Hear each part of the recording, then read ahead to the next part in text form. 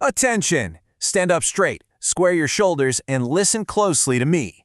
Today, we are completely tearing down everything you thought you knew about Japanese verbs, and I expect your absolute undivided focus. Hey, yes you, the one sitting right there staring blankly at the screen. Are you truly prepared to master Japanese? Because if you think just memorizing a few textbook grammar rules is enough to actually connect with people's hearts, you can go ahead and close this explainer right now. Language is heart. It is the ultimate weapon to measure human relationships and to move emotions. You must wake up and realize how the Japanese you've been casually throwing around has been causing massive misunderstandings and crushing your opportunities. Today I'm going to clearly show you the truth. Our target is the giving and receiving expressions, Kureru and Morau. Listen up because I am going to completely retrain your naive sense of the Japanese language. Brace yourself and follow my lead. Now, I know I just said some incredibly harsh things, but don't shrink back. I stand here pushing you like this because I see that you genuinely wish to learn. I'm being tough on you because I know you can actually do it. I believe in your potential. So let's burn this foundational theory into your head.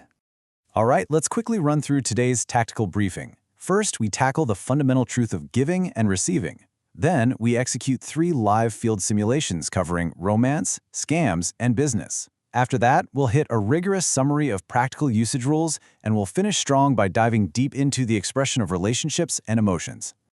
Section 1. The truth of giving and receiving. This is your foundational theory, and I order you to burn this concept into your memory without missing a single detail. In basic Japanese education, words like ageru, kureru, and morau are taught right at the beginner stages. They're usually explained pretty simply. Kureru is when someone gives something to you, and morau is when you receive something from someone.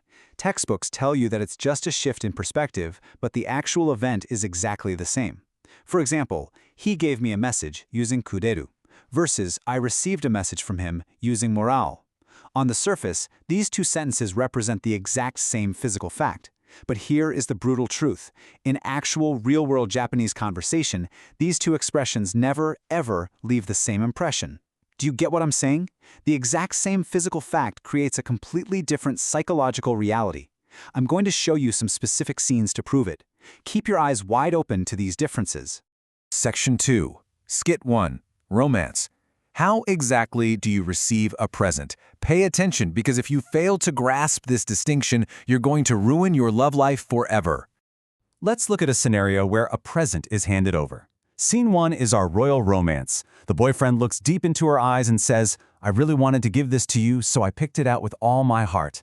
And the girlfriend replies, "Wow, I'm so happy you're giving this present to me, Kureru." Now contrast that with Scene 2, an absolute chaos event. A loud host yells out, "All right, miss, congratulations, you are our 100th customer. Here is a present just for you." And the calm woman blinks and replies, "Eh? I'm receiving a present? Morau? Why? How does this system even work?" Listen closely to the hidden implications here. Kureru zeroes in on the other person's affection and kindness. That's why it is completely natural in romance. Feelings of dependence and pure joy naturally bubble to the surface. The psychological focus is on the other person doing it for you. Affection, kindness, romance, and intimacy. On the flip side, morale focuses coldly on the mere fact that you are receiving an object. So in a sudden weird event, it instantly triggers situation confirmation and caution long before any joy kicks in.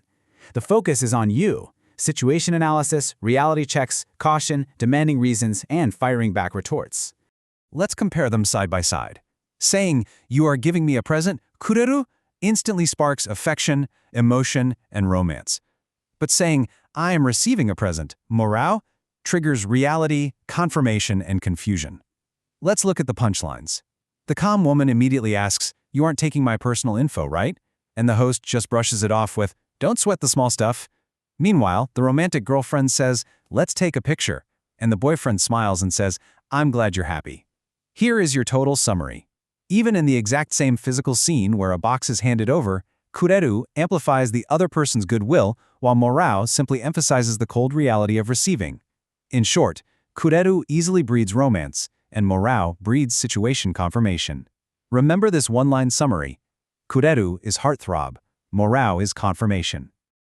Moving on, Section 3, Skit 2, Scams. Is that random direct message true romance? Do you understand what's at stake here, you lot? This next scenario could literally cost you your life savings. Tighten your defenses.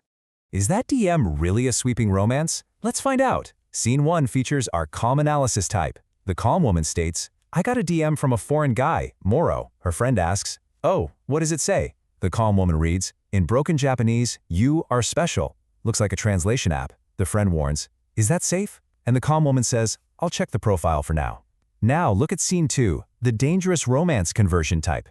The romantic woman sighs, an exotic older man gave me a DM, Kureru. Her friend asks, eh? The romantic woman swoons. He said, I felt your beautiful soul. This is a first for me. The friend points out, isn't that a copy-paste template? But the romantic woman insists, but he sent it to me, Kureru. Now, what is absolutely fascinating here is the psychological reality this exposes. Morau is a tool that organizes an event strictly as a fact. It forces your brain to process it as raw information first rather than emotion. It is objective. It's about information processing, situation confirmation, caution, staying calm, and decidedly not falling for the trap. But Kureru is entirely different. It eagerly receives the other person's action as goodwill, or it creates a sudden feeling of being special. Because of this, when it comes to romance scams, emotional investment happens instantly. Kureru represents a conversion to goodwill, a romantic illusion, a huge favor, and ultimately making you incredibly easy to deceive. The comparison couldn't be clearer. I got a DM, Morau, leads straight to information gathering, confirmation, and analysis. He gave me a DM, Kureru, leads blindly into feeling special, projecting affection, and building expectations. Let's see how it ends. Both friends warned him, isn't that a bot? And absolutely do not tell them your financial asset situation. But the romantic woman is already lost, saying his slightly weird Japanese is also part of his charm. While the calm woman instantly shuts it down. No, that's a red flag. The total summary for this simulation, even with the exact same digital message, Morau processes it as raw information, while Kureru internalizes it as goodwill. This single verbal difference dictates whether your brain pivots to caution or fake romance. The one-line summary, Morau is confirmation, Kureru is expectation. The final takeaway here is that giving and receiving expressions are not just dry grammar rules, they dictate how you interpret human behavior. Section 4. Skit 3. Business. Is it professional work or is it loneliness? Listen to me. Do not get fooled here. A single word can totally control the emotional temperature in a room. Stay sharp. But rest assured, I've got your back. I am training you so you can interpret everything flawlessly. If you want to survive the absolute battlefield of business, pay close attention. Is that request for a reply about actual work, or are you just feeling lonely? Let's look at Scene 1, the business reminder type. The strict employee says flatly, regarding the matter I sent the other day, could I receive a reply, Morau? The colleague nervously replies, yes, I will check. The strict employee demands, by 5 p.m. today, please. And the colleague thinks to themselves, so much pressure. Now let's look at Scene 2, the emotion-based pleading type. The emotional colleague whines, hey, won't you give me a reply, Kureru? The colleague jumps and says, oh, sorry, I'll reply right now. And the emotional colleague sighs, thank goodness I was lonely. Pay incredibly close attention to the nuance shift here. Morau zeroes in on the strict necessity of you receiving a response. Because of that, the heavy impression of business, confirmation, and a strict reminder naturally takes over. It represents practical work, management, reminders, absolute necessities, and highly social behavior. Kureru, however, is an expression that heavily expects the other person's action itself. Because of that, feelings of intimacy, emotion, and dependence immediately leak out. It screams dependence, intimacy, loneliness, pleading, heavy emotion, and a very soft boundary. Look at the stark contrast. Could I receive a reply? Morau means necessity, hard confirmation, and strict management. Won't you give me a reply? Kureru means you're lonely, pleading, and leading with emotion. The punchline? The strict employee ruthlessly states unreplied cases, currently 3. The emotional colleague literally whines, hey, have you come to hate me? And the regular colleague is just standing there thinking, the temperature difference between these two is insane. The total summary. In the exact same office setting where a simple reply is needed, Morau establishes business, confirmation, and a reminder. Kureru establishes emotion, dependence, and intimacy. Simply put, Morau is management, and Kureru emphasizes the personal relationship. The one-line summary: Morau is work, Kureru is emotional distance. The ultimate message here: Japanese giving and receiving expressions, even in a tiny request for an email reply, broadcast your exact psychological distance from the other person. Did you feel that massive temperature difference? If you casually say, "Won't you give me a reply," to your boss, it will be an absolute catastrophe. Section 5, Practical Usage Rules Summary, the operational breakdown. Now the real battle begins. I am going to perfectly verbalize everything we have seen so far from the perspective of grammar and operational rules. Don't miss a single letter. I am explaining this exhaustively. Follow me. Okay, the absolute crucial point you must grasp is this summary of actual operation. Even if the grammar seems similar on paper, the impression in a live conversation changes drastically. He gave me a present, and I received a present from him physically point to the exact same event. But in reality, this goes way beyond a mere shift in perspective. It dictates emotion, distance, sociality, and even your personality image. Let's break down the basic structure. Kureru, the other person is the subject, they give to you, and the entire focus is on their action. Morau, you are the subject, you receive, and the focus is firmly on the result. What about the actual nuance difference? Kureru is highly emotional. It's warm, dependent, intimate, heavily shows goodwill, and honestly, a sense of childishness or cuteness easily emerges. It is perfectly suited for romance, talking to family, close friends, expressing deep gratitude, and when you really want to highlight someone's kindness. The core impression is, the other person does it for my sake, meaning the psychological distance is extremely close. Morau, on the other hand, is objective, mature, reporting, explanatory, highly realistic, sometimes feels like a strict reminder, and is deeply social. It is suited for business, formal reporting, situation explanations, narration, calm organization, and cold receipt confirmation. The core impression is, simply, I received that, meaning it is organized neatly as an event.